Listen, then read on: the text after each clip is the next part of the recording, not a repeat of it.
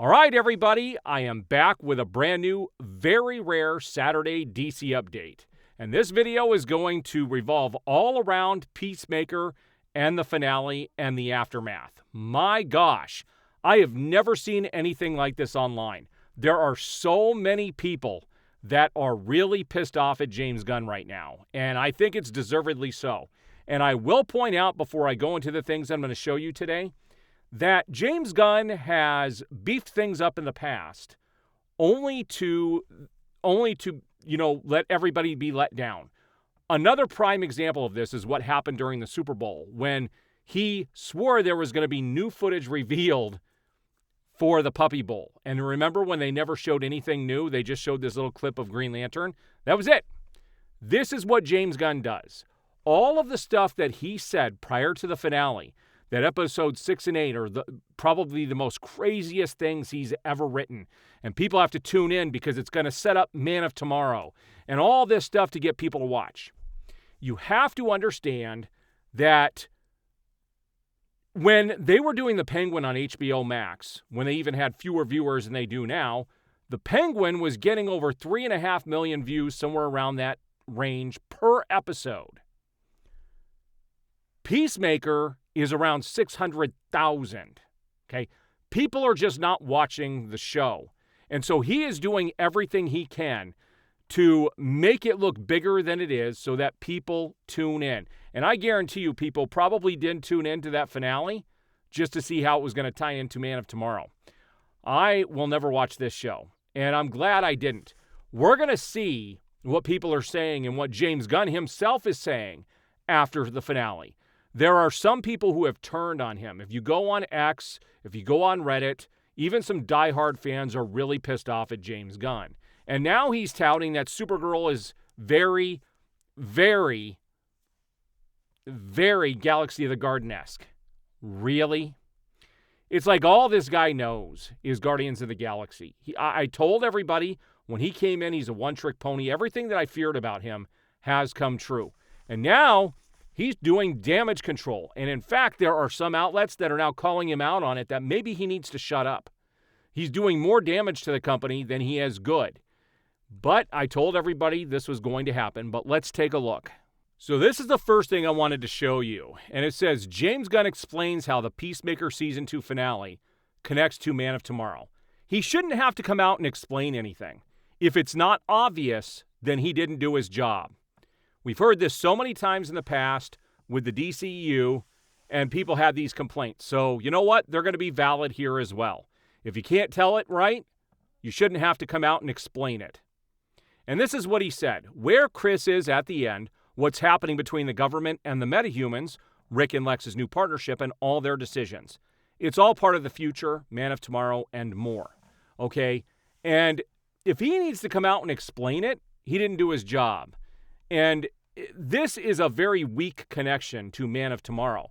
In fact, we're going to see something that he says about Peacemaker that is going to directly tie into Man of Tomorrow. And then when you hear what he says, why did he even tout that this was going to connect to Man of Tomorrow? And you're going to see that later in today's video. All right, so James Gunn says we'll see more Checkmate throughout the DCU. You'll definitely see Checkmate carrying through the DCU. They're a thing now. They're part of what's going to happen. And I think they're going to be really, really good at what they do. Now, this is pretty funny, too. He's doing his best to try and get people to watch all of the projects that nobody is watching.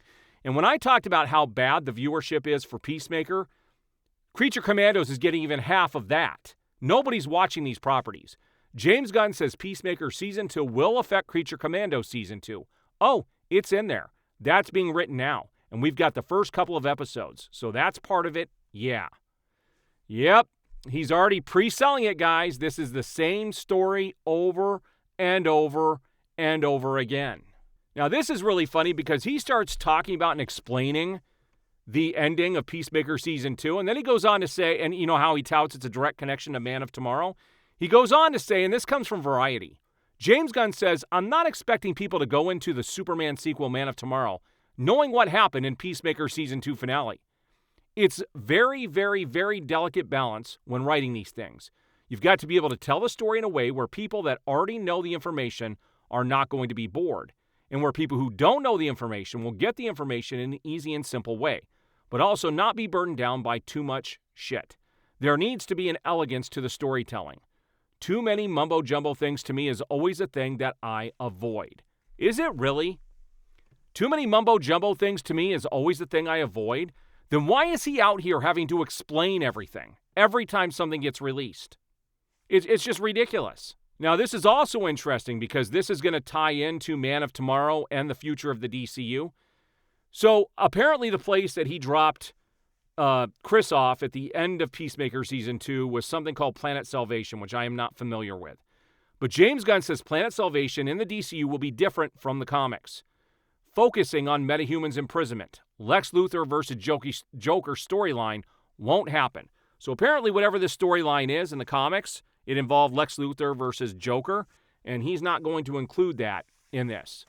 And so he's basically created this place and just trying to tie it into the comics. Now, this was interesting. This comes from The Hollywood Reporter. It said how Peter Safran changed the Peacemaker Season 2 finale. They talk about in this article how originally the season was going to end them walking out of the checkmate, the montage they had at the very end, apparently, where they were walking out together. That was originally going to be the end. But then Peter Safran saw how James Gunn had written the scene where they dropped Chris off at Planet Salvation or whatever it's called. And Peter Safran told him, you need to include that in the show. Did he really? Did he? Did he really? So I told you people are starting to get on James Gunn's case. This comes from Forbes, Paul Tassi, senior contributor for news and opinion about video games, television, and movies. This is pretty interesting. He says, James Gunn way overhyped the Peacemaker season finale. You think? You think? And let's see what he had to say. At this point, I think James Gunn may need to stop talking so much. He's everywhere. Hour-long post-show podcasts, constant video and print interviews, posting on social media at all hours of the day. And now, that's gotten him into trouble with the DCU fans, where he dramatically hyped up a Peacemaker season finale that was ultimately a letdown for most. There you go. People are starting to notice. James Gunn is his own worst enemy. Nobody wants a DCU in the image of James Gunn. Now here he is explaining more. The Peacemaker Season 2 finale introduces big things for DC for James Gunn's Superman sequel, Man of Tomorrow. He said it may not seem like it at first, but it is all very connected. That was always pretty instrumental in the overreaching story that I'm telling in the DCU. I had mapped out what I thought the general story was, and two important aspects to that were checkmate and especially, whatever the planet, the Salvation Planet. Those were the two things that he said are going to set up the DCU.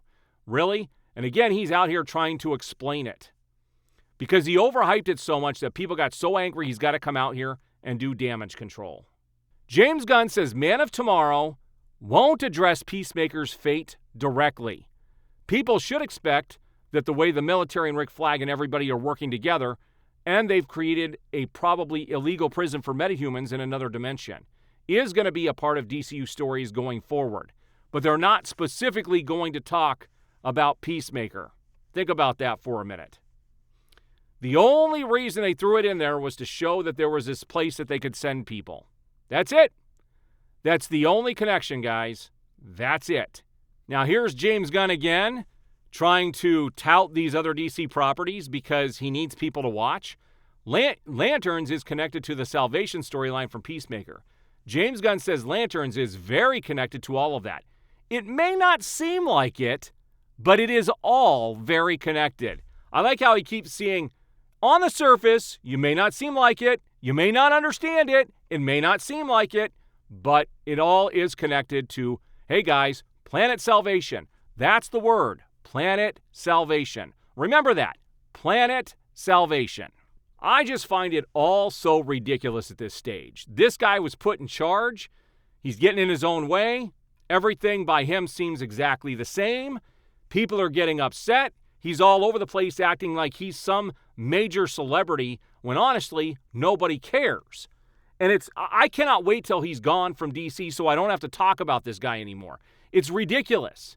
It is absolutely ridiculous.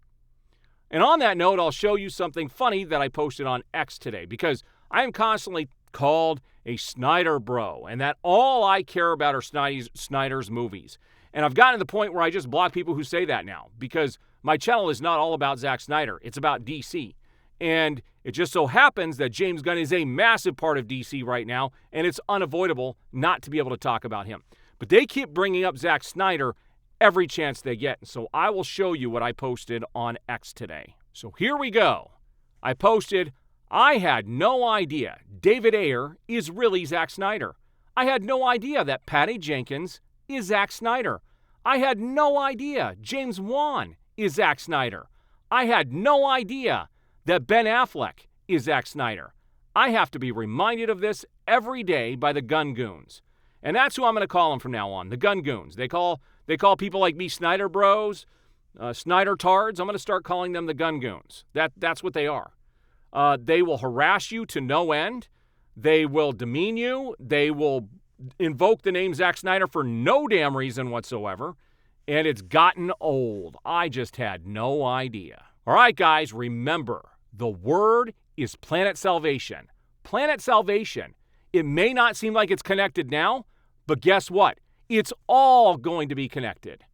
I will be back on Monday with a regular DC update, and that's probably going to be a long one. I have a lot of things to show you since my video yesterday. The New York City Comic-Con is going on right now, and they just announced a bunch of stuff for DC Comics, and so I will be covering a lot of that stuff in my next video. I do appreciate all the support. We will see you guys on the next video.